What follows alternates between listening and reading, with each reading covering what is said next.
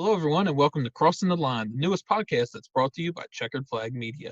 Crossing the Line is an extension of our formal virtual interviews, released as a professional podcast available via YouTube and the audio versions on Spotify, Apple Podcasts, Google Podcasts, and so many more. We will talk to a variety of guests in the racing industry to give you a behind-the-scenes insight to how the racing world works. If you're interested in joining us on the show or know someone else that might be, send us a message on any of our social media accounts, including Checkered, Facebook, Instagram, and Twitter, or send us an email to media.checkeredflag@gmail.com. Lastly, my apparel today is brought to you by the great folks over at Elite Racing Industry. While this is not a sponsored ad, their photography work is top of the line, and they are some of the great photographers that I recommend for all of your photography needs. I'm on the podcast. We have Cameron Smith from Spring Grove, PA. Cam, how are you doing today? Good. Good. I'm glad to hear, Cam.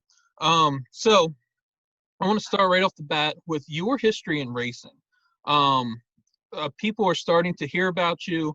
You're racing 270s. You've been involved with sprint cars for, I would assume, your whole life. But I don't really know your backstory. So can you take a few moments to tell me how you got started in racing and got to where you're at today? Yeah. When I was 9, I got my first quarter midget, and I raced about the second half of the year at BAPS, and then my second year we got 2 quarter midgets, and then for 2 years then with 2 quarter midgets we just kind of raced all over wherever we wanted to. And then we decided to move up to a 270 from 2018 going into 2019, and I raced a 270 from 2019 to 2020. Awesome. What are your experiences besides just driving in racing also? Have you worked on anything else? Have you done anything else in racing?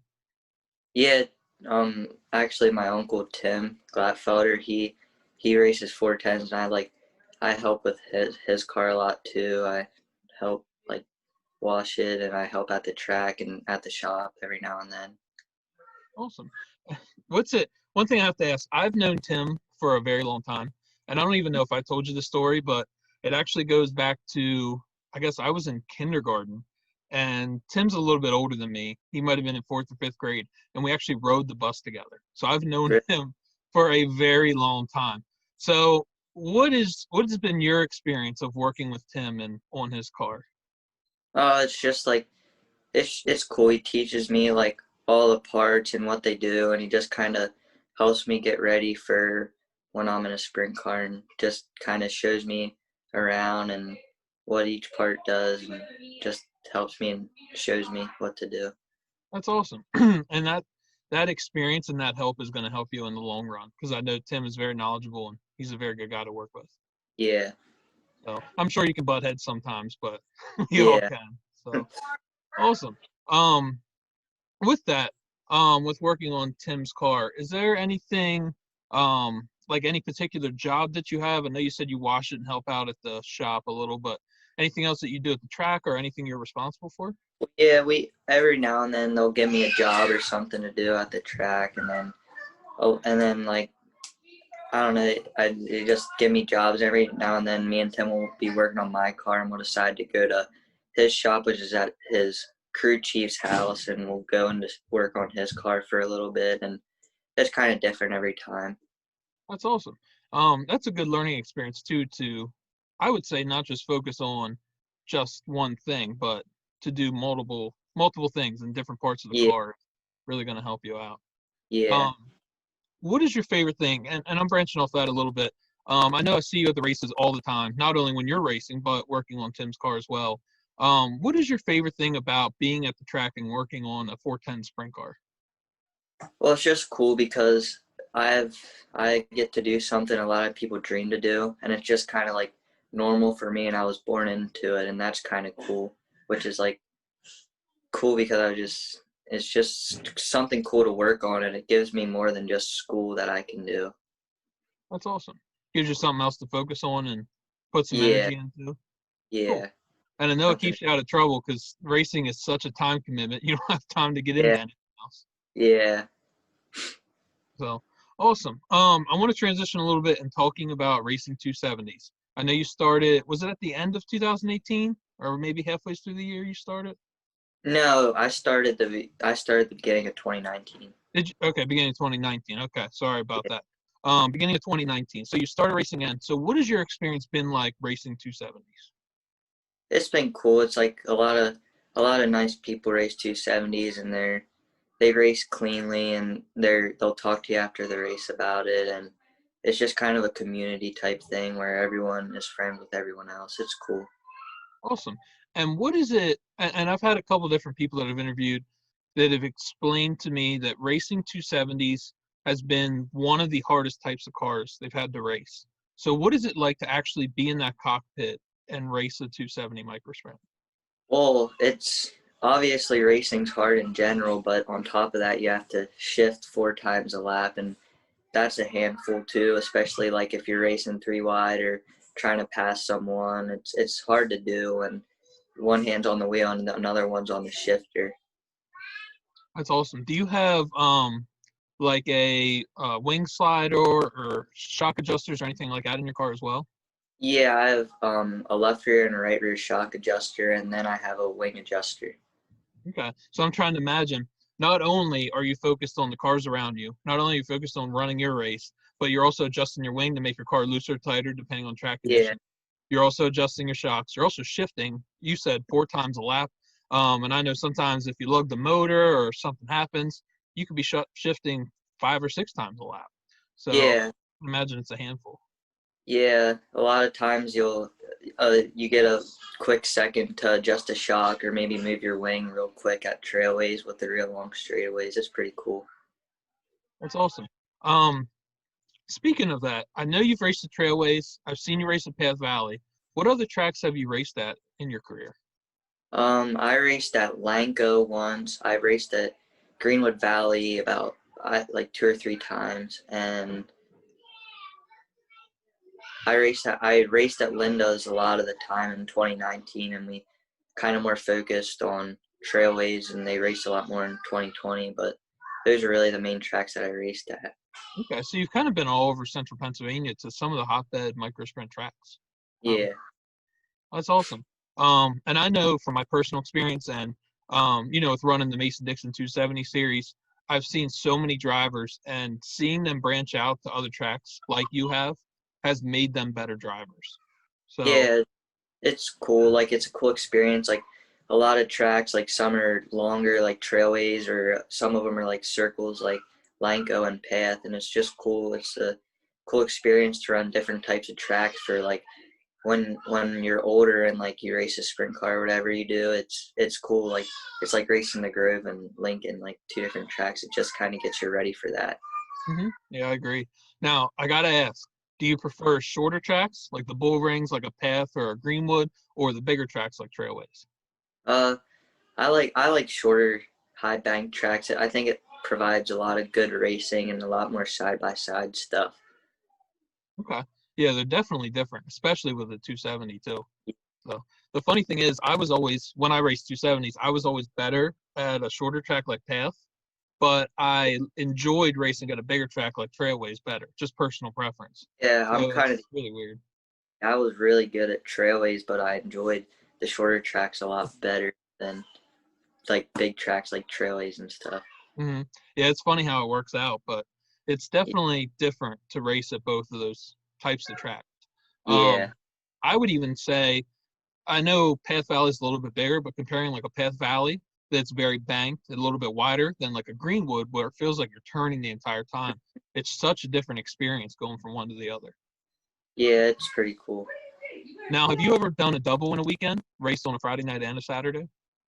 Yeah, we've done that a few times. A few times I've ran Trailways or Linda's Friday night and then Path Saturday, or like the Linda's National Open and the Path Valley National Open. We've done that when Tim doesn't race a sprint car. We do that a So lot of the time. what's the challenge for you of racing from one, let's say like a Trailways on a Friday night to a much smaller track like Path Valley on a Saturday? What are some of the challenges of getting ready for that? Well, it's hard. Well, first you gotta do all the weekly maintenance and stuff like the bars and clean the carburetor and like washing the car and like just the weekly like checkup on the car, like checking the bolts and stuff. And then like if you need to change blocks, make it a smaller, like a taller, shorter block. It's a lot different, and sometimes you might put a turn in one side of the car and not in the other. So with that, well, one question I did have on my list and I want to make sure I got to. So let's talk about that now is working on your car during the week. What are the things that you do to prepare for an upcoming race?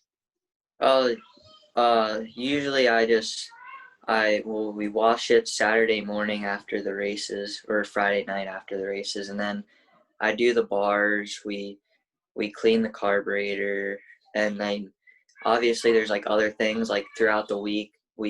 Sometimes we change bearings in the bird cages and like bearings in the front hubs, and like every now and then we'll try something new, like a different torsion bar or whatever. It's just different stuff every week that we do to try to get better and better. Okay, awesome. And do you do a lot of engine maintenance throughout, or is that something that maybe Tim handles, or do you have an engine builder for that, or how does that Yeah, work? we have Brad McClellan builds our motors, and we just every 5 races we tear our motor out and take it up to him, and then he rebuilds it, and then we put it back in later in the week, and then run Friday night. Awesome. And Brad's been around for a very long time, so he obviously knows what he's doing. Yeah, he has a lot of experience, and he's good to help out too. And whenever you ask him a question, he'll tell you. That's great. That's and I know you talked about it earlier. For me, that's one of my favorite parts of the 270 community is for the most part, guys want to beat you on the track. So Yeah, guys and girls, I should say, want to beat you on the track. So if you need help putting your car back together, if you need a part, if you need whatever, they're going to help you out to make sure you get back out there so they can then beat you out on the racetrack or hopefully yeah, beat. yeah. Everyone's willing to lend a hand at the track or outside of the track too. It's pretty cool. Yeah, that's something I noticed when I started in 270s. When I bought my first car, I guess 2014. Through today, I see it every single week. Even now, with running the Mason Dixon series, I know and talk to so many 270 drivers that if someone needs something, they could come to me. I'll post about it on Facebook. Within 10 minutes, we have them hooked up with a part or with some knowledge or whatever Yeah, they need. So that's really yeah. cool to see. It's pretty cool. Everyone's willing to like help out or like even come to your shop throughout the week and just if you have a question or it's pretty cool. I agree. Is there any difference that you notice between that in the 270s and seeing a 270 pit area than a sprint car pit area? Well, a sprint car pit area, it seems like everyone's like a lot more like serious kind of in a way. Like I don't know how to explain, but it's a lot more serious and everyone kind of just minds their own business. But they talk, but it's kind of just a like they just kind of mind their own business and do their own thing. Each crew kind of does their own thing. But in 270s, like everyone, like you can call someone over and you'll like they'll walk over to you or people just start conversations with you. It's pretty cool. Yeah, I agree. That's really neat to see. And I could almost argue that a 270 class is an entry level, and there people are there generally to learn more. Hmm. But it's still really nice to have that atmosphere at the racetrack and be able to talk to people. It's cool to like know that people are like they're friends more than enemies. Hmm. Yeah, I agree with that as well. And of course, you're always going to have rivalries, and you're going to get mad at each other no matter what. But at the end of Yeah, the day, for the most part, we're all friends. yeah. Awesome. So one thing I have to talk to you about. I know it's not the way you wanted to get it, but 2020 was your first win in a 270 micro sprint. Can you take me back to that night and what it was like to bring home the checkered flag? Well, well, originally in warm-ups, we actually got a second motor for the 2020 season. And then in warm-ups, we blew up. We had to put the second motor in, and we didn't even make it out for our heat. Or yeah, we made it out for my heat, and then I I forget how I did my heat, but then the pill draw it made me start second, and then I got a good start, and there was a few like jump starts or whatever. We had to restart a lot of the times, but and then I got the lead, and then the feature I just kind of was doing my own thing, and then they threw the checkered early. Yeah, no, it ended a little early. Trail always has a rule about time or laps Yeah, completed because some features do end up taking so long and they have a lot of classes.